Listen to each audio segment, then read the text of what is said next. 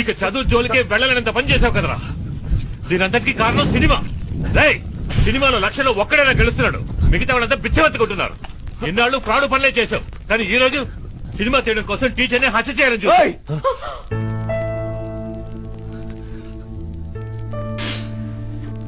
అంతకుండా అంటున్నావు, నేను హత్య చేయడం చూసావా నువ్వు? అవునయ్యా, నేను ఫ్రాడ్నే. దేని వల్ల? నీ వల్ల, నీ కఠినమైన పెంపకం వల్ల.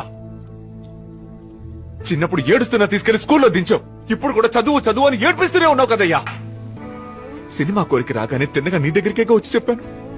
అప్పుడే నువ్వు పర్వాలేదు, ఒకసారి ట్రై చేసి చూడరా అని సపోర్ట్ చేస్తుంటే, ఇప్పుడు నాకెందుకని ఈ పరిస్థితి? అదో తెలిసి ఒక పిచ్చోని తీసుకొచ్చి నువ్వు వాళ్ళ అయిపోతావన్నావు. మనిషి వంటయ్యా నువ్వు. నువ్వు సినిమాల్లో ఓడిపోయే 99,999 మందిని మాత్రమే చూస్తున్నాను, కానీ నేను గెలిచి ఆ ఒక్కడినే చూస్తున్నా.